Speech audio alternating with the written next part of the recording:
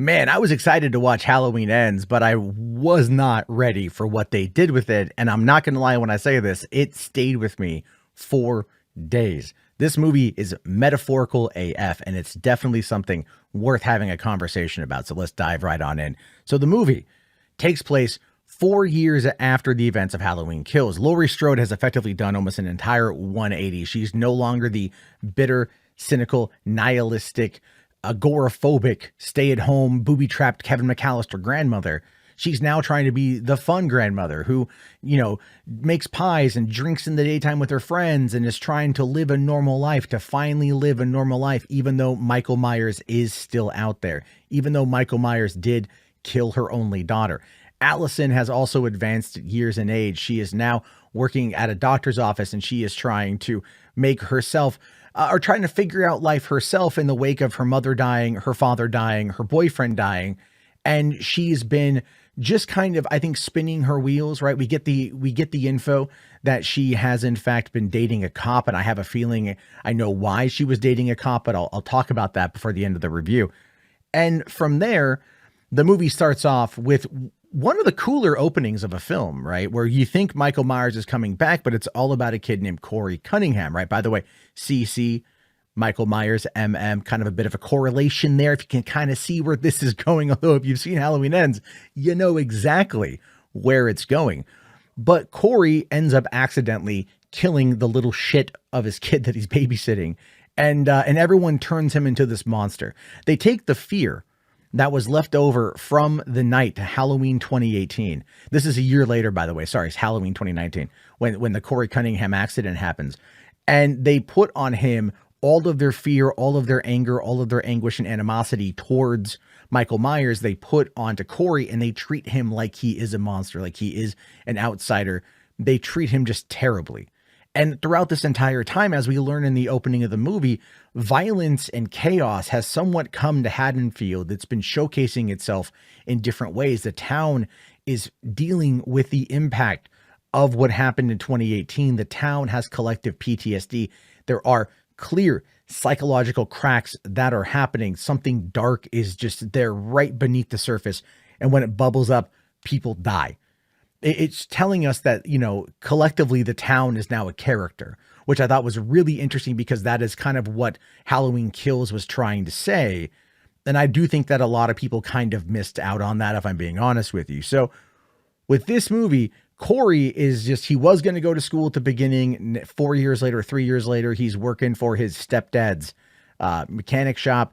He doesn't really have much going on. No one really likes him. No one really pays much attention to him. His mother is overbearing. And he ends up getting into it with these these 4 kids that give him a fair amount of crap. And it was here he meets Laurie, who stands up for him. Finally, somebody standing up for him. Finally, somebody seeing him, actually seeing him as a human. And then Laurie does, I think, probably one of the most Laurie things ever. She pulls out a knife and she's like, "You want to pop their tires? Like, let's get back at these guys." Which obviously is definitely a setup for what's going to happen down the road. And I think it works out really well because from there, she takes an injured Corey to the doctor's office to meet her granddaughter, thinking my granddaughter needs somebody.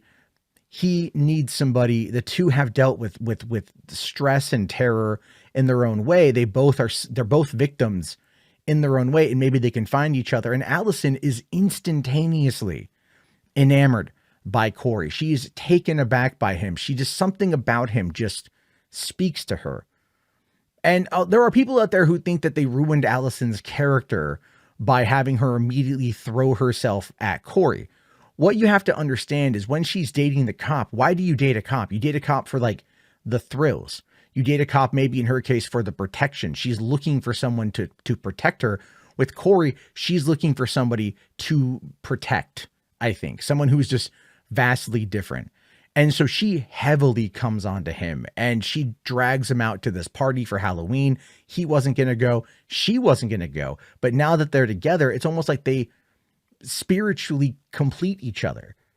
Very much in a way that Laurie feels her fight with Michael kind of is. She feels that kind of connection to Michael. And we're meant to draw that parallel because that parallel definitely plays out when we have 2 incidences that happen on Halloween day or happen right before Halloween on the same day One of which is Laurie at the store. She meets Hawkins. They have a little bit of a flirtatious moment. She's she's been trying to just move on with her life, been trying to find happiness, trying to find peace. And as she's walking out of the store, she has a smile on her face, and she is verbally accosted by the daughter of the woman from Halloween Kills who got the tube in her neck because she's still alive. And and this woman blames Laurie for baiting and tormenting Michael because of Laurie's actions. Michael was in that area and did what he did. So Laurie then has to deal with the ramifications of her own actions, or really her own inactions, because she's not the one who brought Michael to the house, but obviously that's something you and I know from watching the movies, but not this woman. And then at the party that night, Corey's finally letting go, finally having himself a good time, finally in a place where maybe he's like, I can put the past behind me. I can move on from my mistake. Maybe I can be happy. Maybe that can happen. And then he comes across the mother of the boy he was babysitting, who he accidentally killed by kicking off of that banister. And she says the exact same thing to him that the woman said to Laurie. And she triggers him because he feels guilty and Laurie feels guilty. Again, there's parallels with these characters. There's a lot of parallels there. And so he runs off. He's upset. Him and Allyson get into a fight. He starts taking off. Then he gets accosted by the same 4 teenagers from before. They end up kind of beating him up, and one of them pushes him off the overpass where he lands. They think that they killed him. We don't know if he's alive or if he's dead. And then something drags him into the sewers. And it's here where he encounters Michael. And Michael is going to kill him, but then Michael looks into his eyes and he sees his pain. He sees his past. And he doesn't kill him. He doesn't. He almost transfers some of that energy, some of that evil over to Corey. And over the span of the rest of the movie, Corey starts kind of transforming, starts kind of evolving into Michael. He looks to Michael like Michael is a mentor figure. And he uses that influence and that hatred of Haddonfield in the same way that Allyson does to kind of start pushing her towards being like, you know, not fully being with him, but like, let's burn this place to the ground. And then him saying, I'll light the match, and she being okay with it. But then even after he kills a guy, he kills a homeless guy who attacked him first. He tells her that he killed a guy, but they then go to the house where the accident took place 3 years prior. And that is what he's drawn to. That's his space. And throughout the course of the movie, we're seeing Corey start to evolve. But what he starts to do is he starts to target people who are critical of Allyson, right? Allyson wants to get a promotion at work. She doesn't because her coworker is effing the boss. So Michael and Corey track down the boss and the girl, and they kill them both. Brutally, I might add. And as Michael kills, he starts getting stronger because he was weaker when we first meet him. And that was something that they talk about in Halloween Kills, where Michael gets stronger the more that he kills. And the fact that he hasn't killed in a number of years, or at least killed a lot of people in a number of years, means he's weaker. But with Corey feeding off of him and him feeding off of Corey starts to kind of bring him back up. But Corey wants to be Michael. He wants to be him. And so he actually attacks Michael Myers and steals the mask, which a lot of people have problem with, but I don't. I feel like it was him trying to usurp the master, right? The student has now become the master, and that's what he was attempting to do, but he was doing it in a way that was arrogant, and that wasn't going to work when you're going up against something that is pure evil. He then, we'll say this, he goes after the radio DJ, and like, that was brutal. That was really brutal. What he did was brutal. Michael, again, doesn't brutalize outside of that one kill. That one kill in Halloween Kills where he repeatedly stabs a guy's corpse. Still don't know why he did that. But otherwise, he just kills and moves on. Here, Corey's the one that does that. Corey's the one that repeatedly stabs the doctor with the corkscrew. Michael picks up the woman, stabs her once, pins her to the wall, and that's it. But then when it goes for Corey to take out the teenagers who track him down, he brutally kills one by stabbing him in the eye with a drumstick, runs another woman over, as she's trying to climb over the fence, ends up pinning her down underneath the fence, bludgeons another one with a pipe wrench, takes a blowtorch to the bully of the group, which that is a gnarly kill, and then stomps the head of the other woman who's pinned down, all after he watched his stepfather get killed. He then goes and kills his stepmother, his mother, and then goes and kills the radio DJ and the radio DJ's assistant, just going through these people that have wronged him essentially, or wronged Allyson, who he loves. But then he decides to go after Laurie Strode because Laurie's trying to keep Allyson and him away. She starts to understand. She hasn't fully figured out what's happening, but she starts to understand that something is happening with Corey.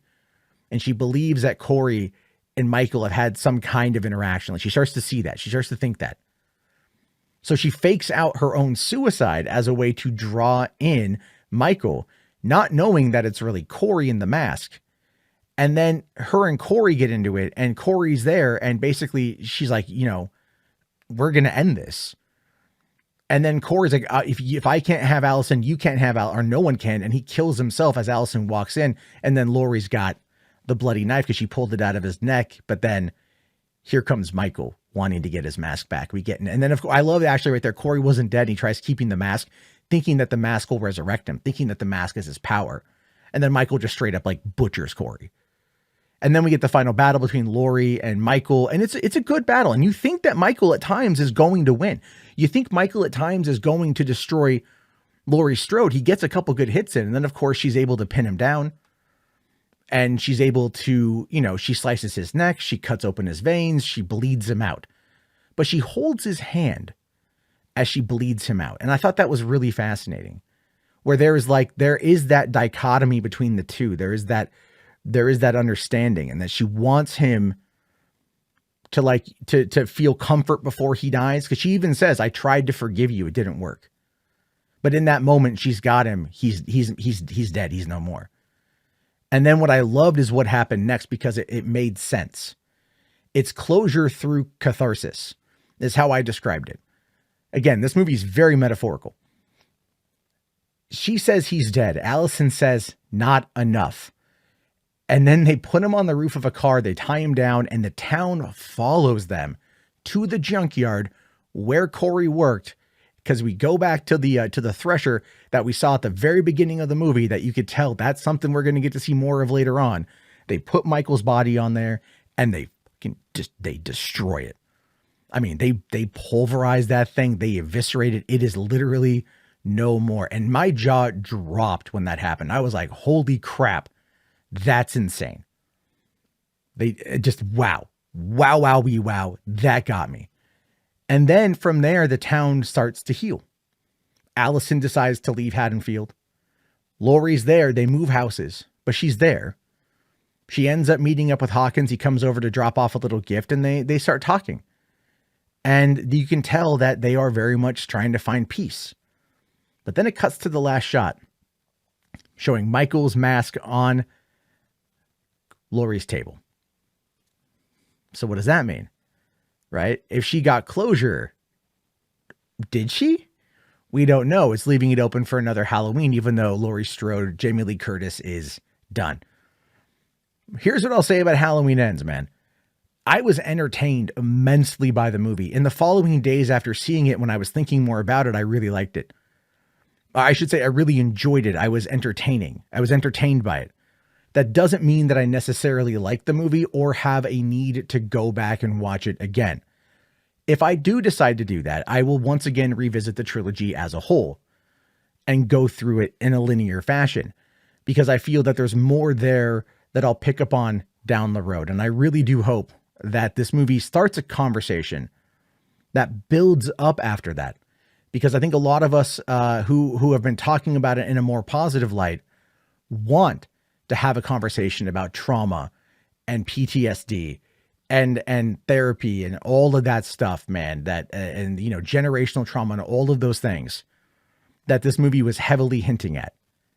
So now we just got to wait to see what happens next and watch the dust settle. But those are my thoughts. What are yours? Let me know. I'll talk to you guys later.